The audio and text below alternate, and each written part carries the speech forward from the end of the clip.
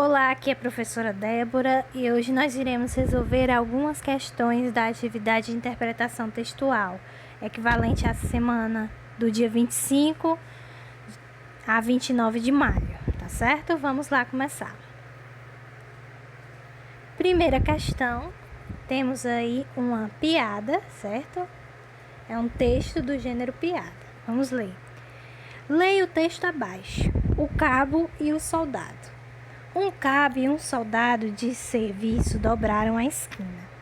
Quando perceberam que a multidão fechada em círculo observava algo, o cabo foi logo verificar do que se tratava.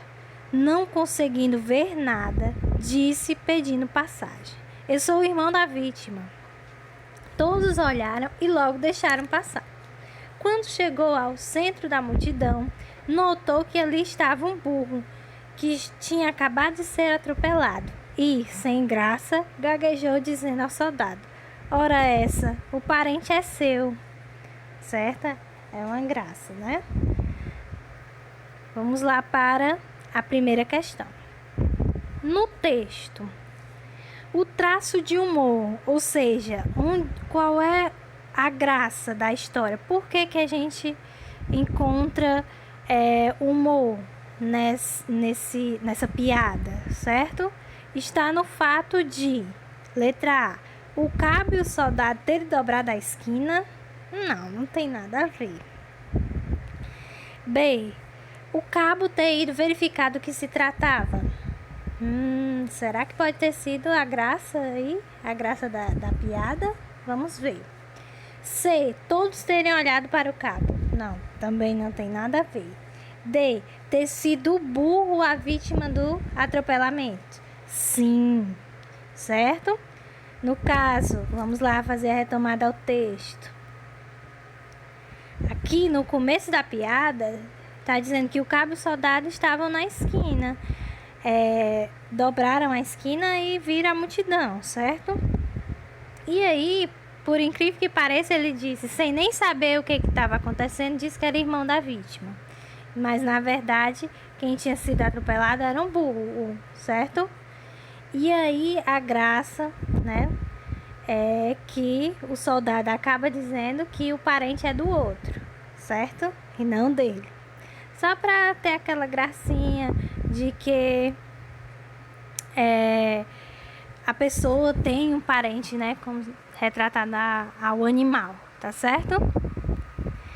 Então, gente, nessa questão, o item correto, onde é que a gente encontra graça? Qual é o traço de humor? No item D, ter sido burro a vítima do atropelamento, certo? Vamos lá para a próxima. Leia o texto abaixo e responda as questões 2 e 3. As Amazônias, Saldanha.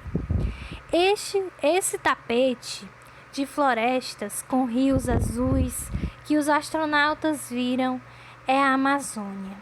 Ela cobre mais da metade do território brasileiro. Quem viaja pela região não se cansa de admirar as belezas da maior floresta tropical do mundo. No início era assim, água e céu. É mata que não tem mais fim. Mata contínua, com árvores muito altas, cortadas pelo Amazonas, o maior rio do planeta. São mais de 1000 rios desaguando no Amazonas. É água que não acaba mais. Vamos lá para a questão. Segunda questão. No texto, o uso da expressão é água que não acaba mais. Revela. Letra A, admiração pelo tamanho do rio. B, ambição pela riqueza da região. C, medo da violência das águas. D, surpresa pela localização do rio. E aí, gente? Essa expressão está lá no finalzinho do texto. São mais de 1000 rios desaguando no Amazonas. O maior rio do planeta, certo? É água que não acaba mais. Então, gente, só pode ser o quê? Admiração pelo tamanho do rio, ou seja, há uma quantidade imensa de água, ou seja, é água que não acaba mais, certo? Então, o item correto é o item A, tá? B, não tem nada a ver, ambição pela riqueza da região, não tá falando de ambição aí não. C, medo da violência, não tem, nenhuma parte do texto fala sobre violência não. D, surpresa pela localização do rio, também não, o foco não é a localização do rio, e sim a grande quantidade de água, certo? E o tamanho do rio, tá ok? Então, item correto, A. Questão 3. No trecho, quem viaja pela região? A palavra região se refere ao A, universo, B, todo o planeta, C, rios brasileiros ou floresta amazônica. Vamos lá voltar ao texto. Deixa eu ver aqui. Esse tapete, vamos ler lá do início, tá? Esse tapete de florestas com rios azuis que os astronautas viram é a Amazônia. Ela cobre mais da metade do território brasileiro.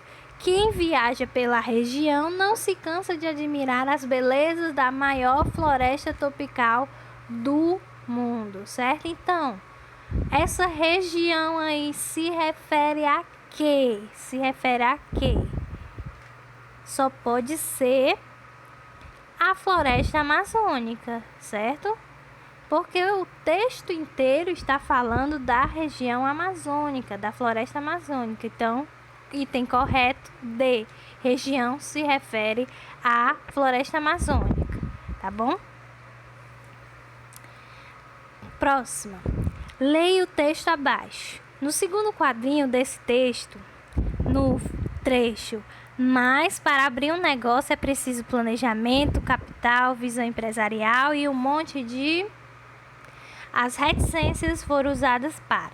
Vamos ler aqui a tirinha, tá bom? A menina diz: pai, decidi o meu negócio. Pai, decidi abrir o meu negócio. Você me ajuda? Hã? O pai respondeu: filha, acho lindo, mas para abrir um negócio é preciso planejamento, conhecimento, capital, visão empresarial e um monte de... Pai, eu só preciso de uma tesoura. Certo? Vamos lá agora. Letra A. A reticências aí foi usada para quê?